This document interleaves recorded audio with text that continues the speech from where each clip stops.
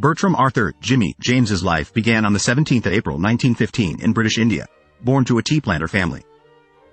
Educated at the King's School, Canterbury, he faced an early loss with his mother's passing. James and his father ventured into tea importing in London, only to face the blow of the 1930s economic downturn. After his father's death from pneumonia, a solitary Jimmy braved a journey to the United States, seeking family. His passage across the Atlantic on a coal ship was marked by makeshift piloting amidst the crew's inebriation. James discovered his U.S. relatives were in the grips of the Great Depression and decided to continue northward. Living as an itinerant, he joined a band of hobos, learning the hard-knock life while traversing America's plains.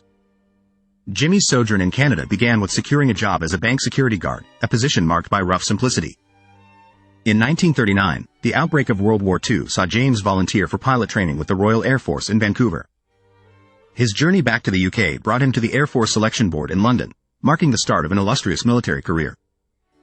Starting as an acting pilot officer, James quickly established himself and was promoted within the RAF's ranks.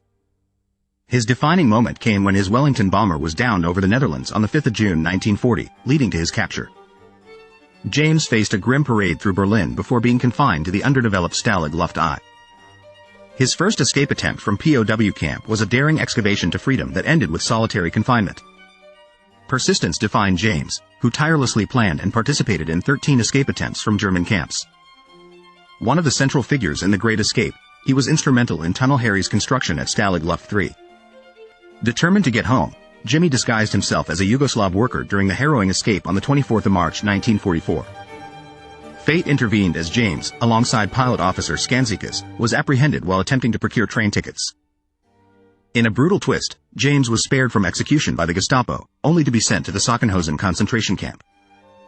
Displaying indomitable spirit, he escaped Sachsenhausen with others through a tunnel meticulously excavated with cutlery. Back in captivity, James endured arduous solitary confinement and mock executions, surviving on sheer willpower. The war's end brought liberation to James, and he was decorated with the Military Cross for his extraordinary bravery. Continuing his service post-war, James transitioned to a regular RAF commission before retiring as a squadron leader. Love bloomed for James after the war, marrying Madge, a nurse, and journeying to Norway for their unconventional honeymoon. He returned to the UK for a civilian life, eventually being appointed to the Great Britain-USSR Association and the diplomatic service. His later years were marked by remembrance and education, revisiting Sachsenhausen and serving on the International Sachsenhausen Committee. He took his final flight on the 18th of January 2008, leaving a legacy as a forceful reminder of perseverance under adversity. At his funeral in Ludlow, an assembly of military personnel and locals, along with a squadron flypast, honored James. Bertram Jimmy James, with his book, Moonless Night, inspires courage and the conviction to overcome the insurmountable.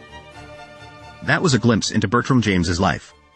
Comment to suggest new story. Share, like and follow for more.